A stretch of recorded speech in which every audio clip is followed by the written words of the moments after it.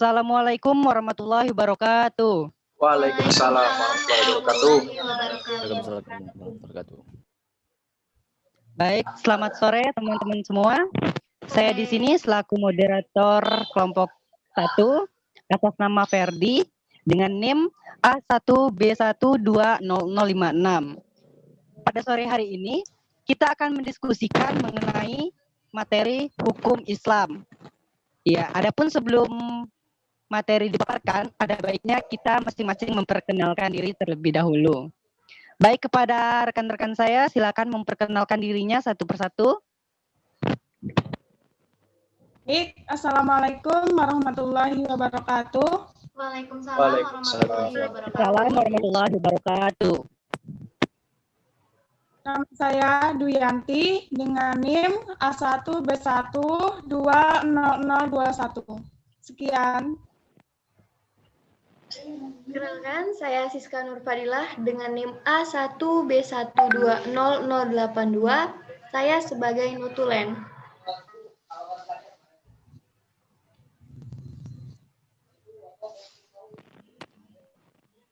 Selanjutnya. Silakan Dela.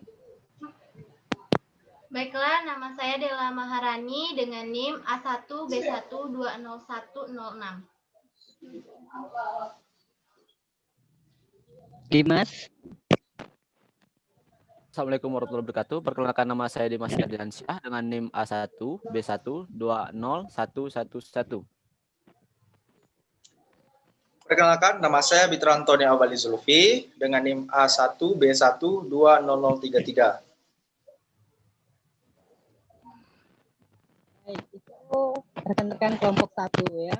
Jadi masuk ke materi pertama yang akan dipaparkan oleh Bitran Tony. Pada saudara Bitran, saya persilakan untuk memaparkan materi yang akan kita kaji pada sore hari ini. Baik, terima kasih atas kesempatannya moderator. Pada sore hari ini kita akan berdiskusi mengenai hukum Islam. Nah, di sini saya akan menjabarkan sedikit apa itu hukum Islam. Hukum Islam dalam bahasa Arab, yaitu al-fiqih al-islami atau al-syariah al-islami. Secara etimologi, syariah berarti jalan ke tempat mata air atau tempat yang dilalui oleh air. Secara terminologi, syariah berarti seperangkat norma ilahi atau norma Tuhan untuk mengatur hubungan manusia dengan Tuhannya, manusia dengan sesama manusia, dan manusia dengan lingkungannya. Pengertian etimologi fikih adalah kepahaman, pengertian, serta pengetahuan. Sedangkan secara terminologi, fikih berarti hukum-hukum syariah yang bersifat praktis atau alamiah dan dalil-dalil yang terperinci. Secara umum, perbedaan antara syariah dan fikih dapat dilihat dari penjelasan berikut ini. Pertama, syariah itu ciri-cirinya bersumber dari Allah Subhanahu wa taala, lalu kebenarannya mutlak, hanya satu, bersifat tetap, tidak berubah, dan ruang lingkupnya lebih luas. Sedangkan fikih bersumber dari manusia, kebenarannya relatif, dalam bentuk bermacam-macam, lalu dapat berubah-ubah sesuai dengan perkembangan pikiran manusia, serta ruang lingkupnya yang sempit. Dengan demikian dapat disimpulkan bahwa pengertian dari hukum Islam adalah peraturan yang berdasarkan wahyu Allah Subhanahu wa taala dan sunnah Rasul tentang tingkah laku mukallaf yang diyakini dan diakui mengikat bagi setiap pemeluk agama Islam. Baik, selanjutnya A. Pengertian hukum Islam. Ajaran Islam merupakan ajaran yang senantiasa berpedoman kepada wahyu Allah Subhanahu wa taala yang disampaikan kepada Nabi Muhammad SAW melalui kitab suci Al-Qur'an dan sunnah-sunnah Rasulullah. Hal ini secara tegas disampaikan oleh Rasulullah dengan sabdanya yang berarti, "Aku tinggalkan kepada kalian umat Islam dua pegangan yang kalian tidak akan pernah sesat selama kalian berpegang teguh kepada keduanya, yakni kitabullah Al-Qur'an dan sunnah Rasul Al-Hadis." Hadis riwayat muttafaq alaih. Sebelum membahas pengertian sumber ajaran dan sumber hukum Islam, terlebih dahulu harus diketahui pengertian hukum Islam. Hukum artinya menetapkan sesuatu atau meniadakannya. Hukum Islam disebut juga syariat atau hukum Allah Subhanahu wa taala, yakni hukum atau undang-undang yang ditentukan oleh Allah Subhanahu wa taala sebagaimana terkandung dalam kitab suci Al-Qur'an dan hadis.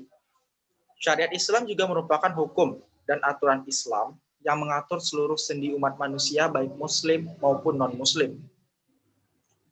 Menurut ulama usul fikih, Hukum adalah tuntunan Allah Subhanahu wa taala, Al-Qur'an dan hadis yang berkaitan dengan perbuatan mukallaf atau orang yang sudah balik dan berakal sehat, baik berupa tuntunan, pemilihan, atau menjadikan sesuatu sebagai syarat, penghalang, sah, batal, ruksah, kemudahan, atau azimah.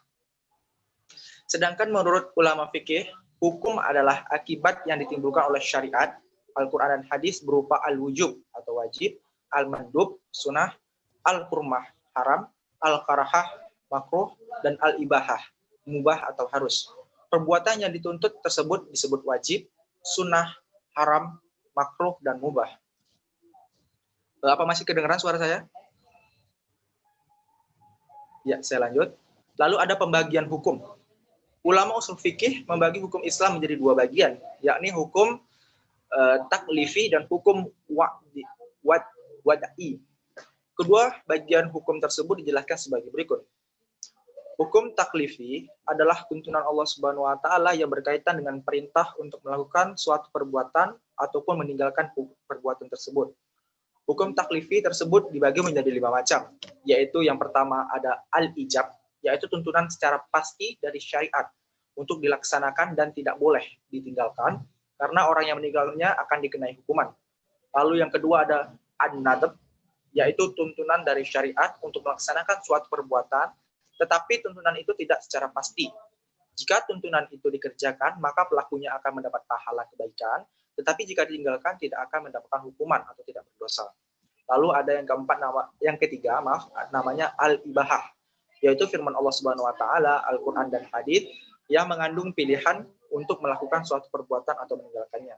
Lalu yang keempat ada al-karahah, yaitu tuntunan untuk meninggalkan suatu perbuatan, tetapi tuntunan itu diungkapkan melalui untaian kata yang tidak pasti. Hal itu menjadikan tuntunan tersebut sebagai al-karahah, yakni anjuran untuk meninggalkan suatu perbuatan, tetapi kalau perbuatan itu dikerjakan juga, maka pelakunya tidak akan dikenai hukuman. Lalu yang terakhir ada at-tahrim. Apa itu at-tahrim?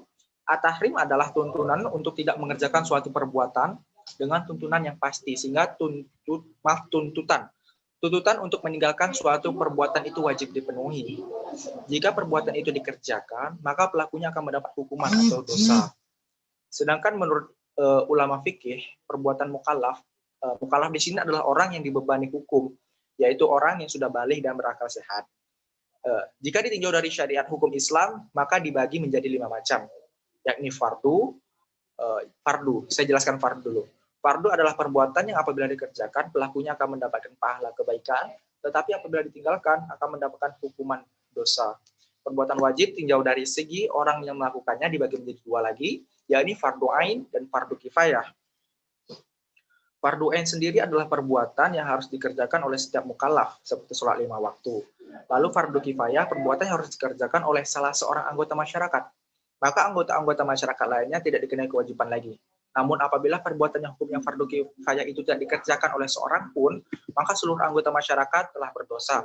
Contohnya adalah dalam penyelenggaraan jenazah, yakni memandikan, mengkafani, mensolatkan, dan menguburkan seorang muslim. Lalu ada yang namanya sunnah atau mandub yang kedua tadi ya, yakni suatu perbuatan yang apabila dikerjakan, pelakunya akan mendapat pahala, tetapi apabila ditinggalkan tidak mendapat siksa ataupun dosa. Perbuatan sunnah juga dibagi menjadi 2, sama halnya seperti perbuatan fardu tadi. Ada sunnah ain dan sunnah kifayah. Sunnah ain, perbuatan yang dianjurkan untuk dikerjakan setiap individu, seperti sholat sunnah rawatib. Lalu ada yang kedua ini, sunnah kifayah namanya, yakni perbuatan yang dianjurkan untuk dikerjakan oleh salah seorang atau beberapa orang dari golongan masyarakat. Misalkan saling mendoakan antara sesama muslimin dan muslimat, serta memberi salam dan menjawabnya. Lalu yang ketiga ada haram, yaitu perbuatan yang apabila kita kerjakan, pelakunya dianggap berdosa dan akan mendapat siksa. Nauzubillah. Tetapi apabila ditinggalkan, maka pelakunya akan mendapat pahala. Misalnya berzina, mencuri, membunuh, dan lain-lain. Lalu ada hukumnya makruh. Makruh di sini adalah perbuatan yang apabila dikerjakan, pelakunya tidak akan mendapat siksa. Namun apabila ditinggalkan, maka pelakunya akan mendapatkan pahala. Seperti contohnya mengkonsumsi makanan yang berbau menyengat seperti jengkol. Lalu ada yang namanya mubah, yaitu perbuatan yang boleh dikerjakan dan boleh pula ditinggalkan. Misalnya usaha-usaha yang halal melebihi kebutuhan. Pokoknya dan dalam hal memilih warna pakaian dalam menutup aurat. Lalu yang pembagian yang kedua itu ada namanya hukum wada'i, adalah perintah Allah Subhanahu wa taala yang mengandung pengertian bahwa terjadinya sesuatu merupakan sebab, syarat ataupun penghalang bagi adanya suatu hukum. Ulama usul fikih berpendapat bahwa hukum wada'i itu terbagi menjadi 3 macam, yakni sebab, syarat, dan mani atau penghalang. Lalu ada tujuan dan fungsi dari hukum Islam. Lalu ada pengertian umum. Tujuan umum pembuatan syariat atau hukum Islam adalah merealisasikan kemaslahatan bagi manusia dan dalam kehidupan ini, baik dengan mendapatkan manfaat bagi mereka atau dengan menolak bahaya dari diri mereka. Dalil-dalil syar'i yang menguatkan makna di atas diantaranya adalah dalam surat Al-Anbiya ayat 107, yang mana artinya, dan tiadalah kami mengutus kamu, melainkan untuk menjadi rahmat bagi semesta alam. Kemudian ada pula yang disebut dengan tujuan khusus dari disyariatkannya sebuah ibadah. Misalnya sholat untuk mencegah perbuatan keji dan mungkar, sebagaimana tertera dalam surat Al-Ankabut ayat 45, puasa agar menjadi orang bertakwa, surat Al-Baqarah ayat 183, lalu ada zakat untuk mensucikan harta, tertera dalam Quran surat At-Taubah ayat 103, dan seterusnya. Sehingga yang dimaksud muqassid syariah adalah makna-makna dan tujuan-tujuan yang ditekankan dalam syariat, seluruh hukum-hukumnya atau sebagian besarnya. Bisa juga diartikan sebagai tujuan dari pembuat syariat dalam setiap hukum dari hukum-hukumnya. Lalu kedua, jenis-jenis kemaslahatan. Maslahat dalam pandangan syar'i terbagi menjadi 3. Ada maslahat daruriyah atau keharusan, ada maslahat hajiyah, kebutuhan, dan yang terakhir ada maslahat tahsiniyah, kebaikan atau keindahan. Ya, sebelumnya kepada Saudara Bitran, saya mohon maaf. Materi kita hanya sebatas hukum Islam. Ya, baik. Saya kembalikan kepada moderator.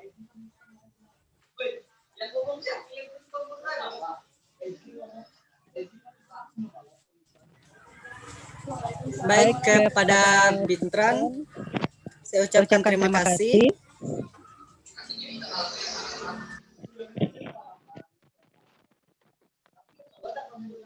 Ya, jadi di sini sudah dipaparkan ya materi kita mengenai hukum Islam.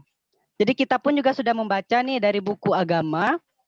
Dari buku agama kita tentu pasti banyak nih pertanyaan-pertanyaan dari teman-teman kan. Nah, jadi di sini kita lakukan diskusi. Ini kita akan menjawab dari pertanyaan-pertanyaan yang ada di benak kita masing-masing nih. Nanti kalian mengutarakan pertanyaannya. Di sini kita bersama-sama akan mengkajinya dan menjawabnya sama-sama. Baik, kepada teman-teman yang ingin bertanya, saya persilakan. Ya, apakah ada yang ingin bertanya? Silakan. Baik. Assalamualaikum warahmatullahi wabarakatuh. Waalaikumsalam. Waalaikumsalam warahmatullahi wabarakatuh. Nama saya Duyanti dengan NIM A1B1200021. Pertanyaannya adalah, jika Islam memuliakan nyawa seseorang, menganggap bahwa menghilangkan nyawa seseorang adalah kejahatan besar, yang sama dengan menghilangkan seluruh nyawa manusia. Pertanyaannya adalah, jika seseorang telah menghilangkan nyawa seseorang, apa hukumannya menurut Islam? Sekian. Baik, terima kasih Dwi Yanti atas pertanyaannya. Untuk rekan-rekan saya, Dimas Erdiansa, Siska Nurfadila, Della, atau Bitrantoni, ada yang ingin menjawab pertanyaan dari Saudari Dwi Yanti?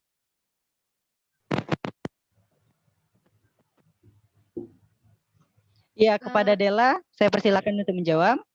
Assalamualaikum warahmatullahi moderator. wabarakatuh. Waalaikumsalam warahmatullahi wabarakatuh. Ya, Bitran, kenapa Bitran? Mohon maaf sebelumnya apabila ada kendala. Ini sinyal saya sedang ada gangguan. Mohon maaf sebelumnya. Iya, tidak apa-apa. Lanjut, Della. Nama saya Della Maharani dengan NIM A1B1200106. Di sini saya akan mencoba menjawab pertanyaan dari Duyanti, yaitu hukum bagi orang yang telah membunuh orang lain dalam syariat Islam. Dalam Islam ada yang namanya hukum qisas atau hukum pembalasan. Namun hukum qisas ini terkadang dianggap tidak manusiawi. Padahal Allah Subhanahu wa taala telah berfirman dalam surah Al-Baqarah ayat 179 yang berbunyi walakum fil qisasi hayatu ulil albab la'allakum tattaqun. Yang artinya, dan dalam kisah itu ada jaminan kelangsungan hidup bagimu, wahai orang-orang yang berakal, supaya kamu bertakwa. Islam menjaga jiwa seseorang dan memberikan ancaman hukum qisas bagi seseorang yang menghilangkan nyawa orang lain, mirip dengan pepatah, utang nyawa dibayar nyawa. Dalam kasus pembunuhan, hukum qisas memberikan hak kepada keluarga korban untuk meminta hukum mati kepada pembunuh atau pelaku kejahatan, dibalas seperti perbuatannya. Apabila membunuh, maka dibalas dengan membunuh, dan apabila memotong anggota tubuh, maka dibalas dengan memotong anggota tubuh. Sekian dari saya. Mungkin ada yang ingin menambahkan? Iya, bagaimana rekan-rekan saya yang lain ada yang ingin menambahkan? Dari yang sudah dijelaskan oleh si Dela, berarti hukum membunuh bagi orang kepada orang lainnya itu nyawa dibayar dengan nyawa. Potong anggota tubuh, balasannya potong anggota tubuh. Jadi kira-kira seperti itu. Bagaimana Duyanti? Alhamdulillah bisa dipahami. Baik Duyanti, terima kasih. Terima kasih Dela atas jawabannya. Untuk rekan-rekan lain, adakah yang ingin bertanya? Dimas, Bitran, Siska?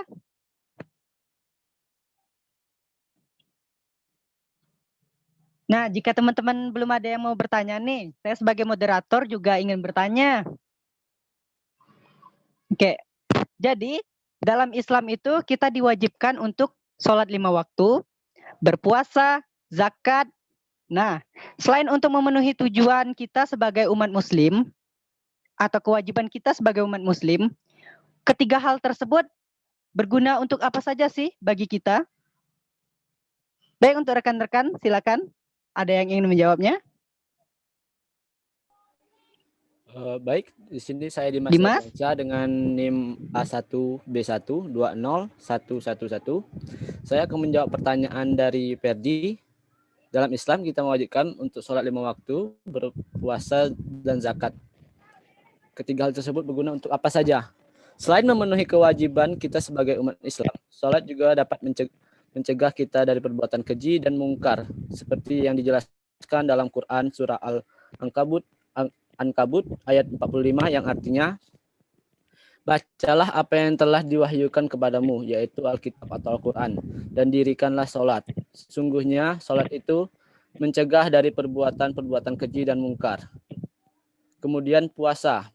Puasa bertujuan untuk menjadi orang yang bertakwa kepada yang bertakwa seperti yang dijelaskan dalam Quran surah Al-Baqarah ayat 183 yang artinya, hai orang-orang yang beriman, diwajibkan atas kamu berpuasa sebagaimana diwajibkan atas orang-orang sebelum kamu agar kamu bertakwa. Sedangkan zakat bertujuan untuk mensucikan harta seperti yang dijelaskan dalam Quran surah At-Taubah ayat 103 yang artinya, ambillah zakat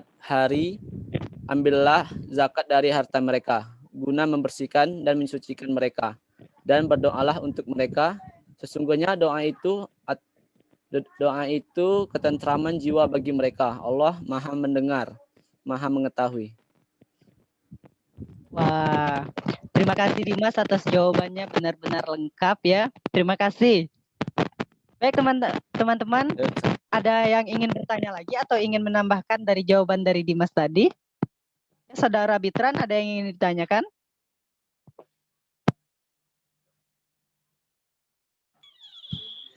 Baik nih rekan-rekan, tadi kan saya sudah menjelaskan sedikit banyak mengenai hukum Islam. Di sini saya ingin bertanya sampai sejauh mana pemahaman teman-teman. Di sini saya bertanya, hukum Islam tadi memiliki beberapa sifat, yakni sifat universal, partikular, dinamis dan elastis, sistematis, dan tentunya mengandung nilai moral. Yang saya tanya di sini, bagaimana maksud hukum Islam yang bersifat dinamis dan elastis tersebut? Apakah teman-teman sudah paham seperti itu? Wah, pertanyaannya sangat kritis ya Bitran. Terima kasih atas pertanyaannya. Untuk rekan-rekan yang lain, adakah yang ingin menjawab pertanyaan dari Bitran? Saya Siska Nurfadila dengan NIM A1B1200082 akan menjawab pertanyaan dari Bitran. Iya, silakan. Bagaimana maksud dari hukum Islam yang bersifat dinamis dan elastis? Jadi jawabannya adalah pada dasarnya di alam ini semua akan berubah. Begitu juga hukum yang sudah pasti berubah sewaktu-waktu. Untuk itu, sifat dinamis ini harus dikaitkan dengan sifat elastis atau disebut juga luas. Hukum Islam bersifat dinamis dan elastis, maksudnya adalah hukum yang mampu menghadapi perubahan serta perkembangan zaman. Dalam Islam lebih dikenal dengan istilah ijtihad atau prinsip gerak dalam Islam. Ini memungkinkan bagi orang Islam untuk menyesuaikan hukum yang ada pada masa Rasulullah saat hukum Islam diciptakan dengan keadaan sekarang yang terjadi di lingkungan. Sifat dinamis dan elastis ini dapat dilihat dari sifat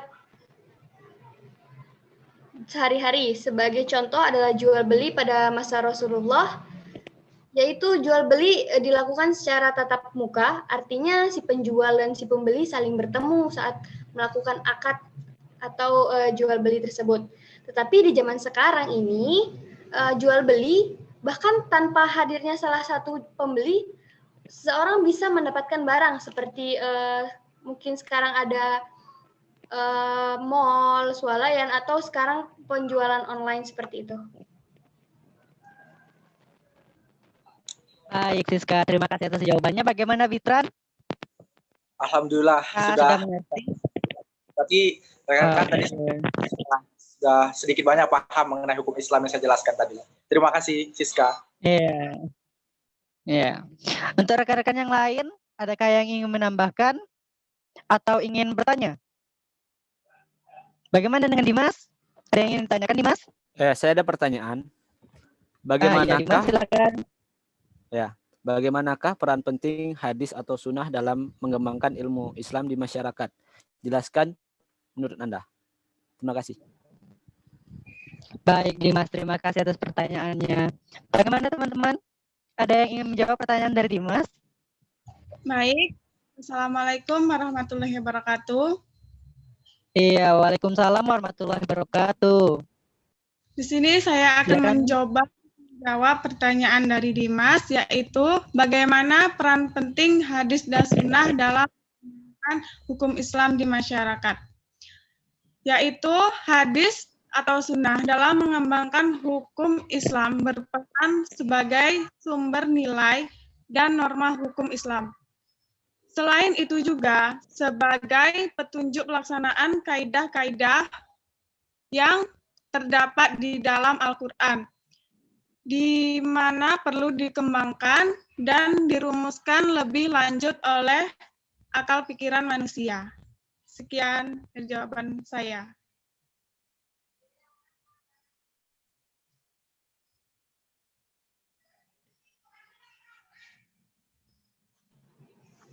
Mohon maaf Ferdi, suaranya tidak terdengar.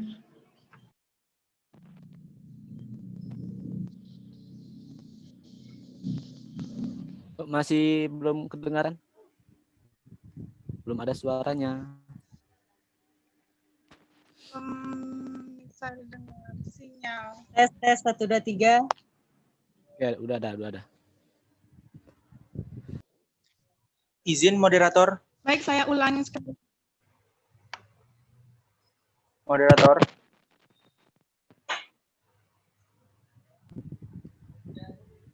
Tes. Apa dengar suara saya? Moderator. Iya, halo. Ya, saya ingin bertanya, sebelum kita jauh ke dalam diskusi ini, saya ingin bertanya berapa lama waktu dalam berdiskusi dan sampai saat ini sudah berjalan berapa lama, moderator? Sampai saat ini sudah hampir setengah jam, kurang dari 4 menit lagi. Ini Zoom kita akan segera berakhir. Baik, Ya, terima jadi kasih. bagaimana kalau kita kalau kita langsung menyimpulkan saja ya dari apa yang sudah kita bahas tadi. Sekaligus menutup dari diskusi kita pada sore hari ini. Ya, kepada Notulen, Siska Nur Fadila, saya persilahkan. Baik, terima kasih Ferdi. Jadi kesimpulan dari materi kita hari ini atau diskusi hari ini adalah hukum Islam ialah ketentuan Allah yang berkaitan dengan perbuatan orang mukallaf atau orang yang sudah balik dan berakal yang mengandung suatu tuntutan, pilihan, sebab, syarat atau menghalang bagi adanya sesuatu yang lain. Syariat Islam menyamaratakan hukum dan keadilan serta antar sesama umat manusia. Islam mengerahkan kekuatan manusia kepada tujuan yang besar, yaitu kepentingan masyarakat dengan memanfaatkan segala bentuk kebajikan yang disumbangkan kepada setiap individu. Terima kasih. Baik, kepada Saudara Siska, terima kasih atas kesimpulan.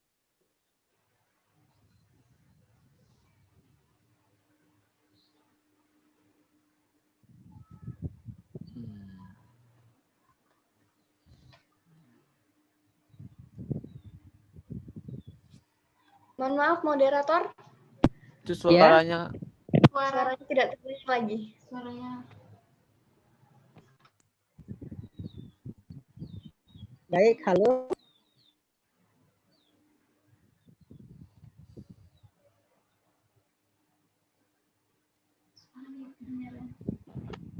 Belum terdengar, moderator.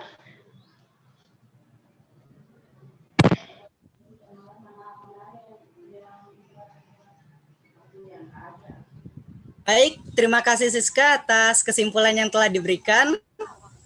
Dengan dibacakannya kesimpulan, maka berakhirlah sudah diskusi kita pada sore hari ini. Ya, semoga apa yang telah kita diskusikan pada sore hari ini, kita mendapatkan nilai yang memuaskan, dan semoga tayangan video ini bermanfaat bagi yang menontonnya. Baik, saya selaku moderator, saya mohon maaf apabila banyak kesalahan kata maupun perbuatan saya, karena manusia tak lepas dari yang namanya salah. Saya akhiri. Wassalamualaikum warahmatullahi wabarakatuh. Waalaikumsalam warahmatullahi wabarakatuh. Warahmatullahi wabarakatuh. Ya Dela, silakan di-end-kan.